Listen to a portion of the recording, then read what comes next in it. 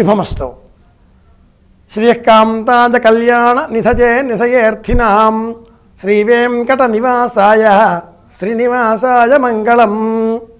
శనివారం నాడు ఎంత భక్తి శ్రద్ధలతో నియమనిష్టలతో శ్రీ వెంకటేశ్వర స్వామి వారిని ఆరాధన చేస్తామో అంతే భక్తి శ్రద్ధలతో ఆసక్తితో నియమనిష్టలతో ఆదివారం నాడు ప్రత్యేకంగా సూర్యనారాయణమూర్తిని స్తోత్రం చేయాలి అంటుంది మీ శుభదినం.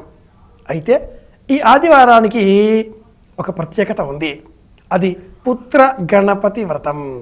ప్రతి నెలలో కూడా కృష్ణపక్షంలో అంటే పౌర్ణిమ వెళ్ళిన తర్వాత వచ్చేటటువంటి తదియతో కూడిన చవితి రోజు సంకష్టహర చతుర్థి వ్రతం అన్న వ్రతం పేరిట గణపతిని అర్చన చేస్తూ ఉంటాం.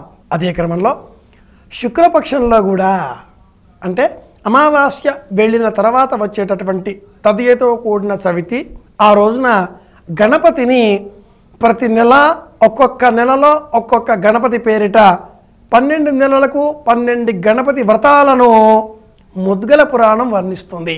డుంఠి గణేశ వ్రతం, దూర్వా గణపతి వ్రతం, వరసిద్ధి వినాయక వ్రతం, పాప విమోచన గణపతి వ్రతం, తరుణ గణేశ వ్రతం, బాల గణేశ వ్రతం, సింహ గణేశ వ్రతం. ఈ క్రమంలో ఫాల్గుణ మాసంలో వచ్చేటటువంటి శుక్లపక్షంలో ఉండే చవితి నాడు గణపతిని పుత్ర గణపతి వ్రతం అన్న వ్రతం పేరిట అర్చన చేయాలి అంటుంది మీ శుభదినం.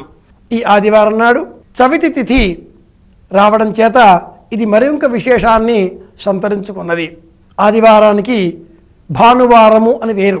సూర్యనారాయణుడు సంబంధితమైనది ఈ ఆదివారం. ఈ రోజున గణపతిని సంతానం లేక సంతాన వృద్ధి కోరి అర్చన చేయాలి. సంతానం ఉన్న పక్షంలో ఆ సంతానానికి మంచి వివేకం ఉండాలి, విద్యాబుద్ధులు లభించాలి, శ్రద్ధతో వారి జీవనాన్ని గడపగలగాలి, ఇంకా వారి వారి రంగాలలో అభివృద్ధిని సాధించాలి, ఉన్న స్థితి నుంచి ఉన్నత మార్గాల వైపు వారి ప్రయాణం కొనసాగాలి అనే తాపత్రయంతో ఉండేటటువంటి తల్లిదండ్రులంతా కూడా ఆదివారం నాడు పుత్ర గణపతి వ్రతం అన్న వ్రతం పేరిట ఉపవాస వ్రతాన్ని పాటించాలి. ఉపవాసం పాటించలేని పక్షంలో గణపతికి ప్రీతికరంగా ఉదయం వేళ కూడా అర్చన చేసి భోజనాదికాదులు చేయవచ్చు. ప్రత్యేకించి సంతానం పిల్లలు వారి వృద్ధి కోరిన వారంతా కూడా ఈ రోజున గణపతికి ప్రీతికరంగా నువ్వులు బెల్లము వీటిని దంచి ఉండలుగా కట్టి ఆ నువ్వుండలను 10, 20, 30, 40 ఈ సంఖ్యలో అందరికీ పంచిపెడతారు. పుత్ర గణపతి వ్రతం అంటే అర్థం కొడుకులు లేనటువంటి వారికి కొడుకులు కావాలి, కుమారుడు కావాలి అనేటటువంటి సంకల్పంతో అని పూర్వం చెప్పేటటువంటి వారు.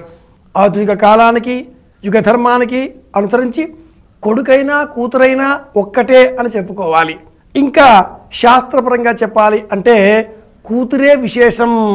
కొడుకుకు సంబంధించి అతడు, అతడి కొడుకు, అతడి కొడుకు అంటే కొడుకు, మనమడు, మునిమనమడు ఈ ముగ్గురే ఈ వ్యక్తికి హవ్యకవ్యాలలో గతించిన తర్వాత శ్రాద్ధాదికాదులలో కర్మకాండాలు నిర్వహించేటటువంటి వారు అవుతారు. 3 తరాల వరకే కొడుకుకు సంబంధించినటువంటి సంబంధం ఉంటుంది. కానీ కూతురికి 1 తరం ఎక్కువగా ఉంటుంది. కూతురికి సంబంధించి కూతురు అంటే అల్లుడు, కూతురి కొడుకు, కూతురి మనమడు, కూతురి మునిమనమడు అంతవరకు 4వ తరం వరకు కూడా మనకు పిండ ప్రధానాదికాదులలో హవ్యకవ్యాదులలో గతించిన తర్వాత కూడా నిర్వహించేటటువంటి కార్యక్రమాలలో స్థానం ఉంటుంది అని చెబుతుంది ధర్మశాస్త్రం. ఇలాగన ధర్మశాస్త్ర సూత్రాలకు మనం పరిశీలన చేసి అనుగుణంగా ఆలోచనలు చేస్తే కొడుకు కన్నా కూతురే 1000 రెట్లు మిన్న అని చెప్పాలి. కూతురు తిన్నావా నాన్న అని అడుగుతుంది. కొడుకు ఇంట్లోనే ఉంటాడు. కొడుకు, వాడి కొడుకు, వాడి కొడుకు ఇలా అందరూ మన ఇంట్లోనే ఉంటారు కాబట్టి మనకు ఇది నిత్యమైనటువంటి సంసార బాధలు అవుతాయి, లేక బంధనాలు అవుతాయి, లేక బాధ్యతలు అవుతాయి. కూతురి విషయంలో అలా కాదు. ఆ అమ్మాయిని వివాహం చేసి మరొక ఇంటికి ఇచ్చాం. ఇచ్చే సమయంలో సంప్రదదే అని అన్నాం కానీ నమమ అని అనలేదు. అంటే అర్థం కూతురి పట్ల మనకు బాధ్యత ఇంకా ఉంది. ఆ కూతురు కూడా వివాహం అయిన తర్వాత అత్తవారింట కాలు మోపి ఆ ఇంటి బాధ్యతలు బరువులు స్వీకరించినప్పటికీ తండ్రికి తల్లికి సంబంధించిన ప్రేమ ఆదరాదులతో నిరంతరం ఆలోచనలు చేస్తూనే ఉంటుంది. దశపూర్వేషాం దశాపరేషాం మద్వంశ్యానాం నరకాద్ ఉత్తీర్య శాశ్వత పరబ్రహ్మలోకే, ఇలాంటి మంత్రాలన్నీ కూడా అమ్మాయిని వివాహం జరిపించేటటువంటి సమయంలో కన్యాదాన సమయంలో చదువుతారు. అంటే రెండు వర్గాలలో తల్లి వర్గము తండ్రి వర్గము ఇరు వర్గాల వారికి కూడా శాశ్వత పరబ్రహ్మలోకం లభించేటట్లుగా ఆ కన్యాదాన కార్యక్రమం ఉంటుంది.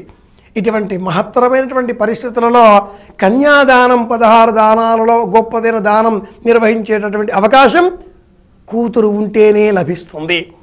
కొడుకులకు దానం లేదు కదా, పుత్రదానం ఉండదు కదా, కన్యాదానం మాత్రమే ఉన్నది కనుక పుత్ర గణపతి వ్రతం అన్న ఈ ఆదివారం నాటి వ్రతాన్ని సత్సంతాన వ్రతం అని స్వీకరిద్దాం. కొడుకు కంటే కూతురే విశేషం అని గుర్తుపెట్టుకుందాం. ఆదివారం నాడు గణపతిని ఉపాసన చేస్తూ ఎవరైతే ఎరుపు రంగు వస్త్రాలు ధరించి ఎరుపు రంగు వస్త్రాలను దానంగా ఇస్తారో అలాంటి వారికి గణపతి అనుగ్రహం లభిస్తుంది. వారి సంతానం సత్సంతానం అవుతుంది. మంచి ఆలోచనలతో భావికి మేలు కలిగించేదిగా ఉంటుంది. గణపతి అనుగ్రహంతో ఆదివారం కనుక సూర్యనారాయణమూర్తి అనుగ్రహంతో మనమంతా ఆనందంగా ఉందాం, అందరి ఆనందాన్ని కోరుకుందాం అని విన్నవిస్తూ శుభమస్తు.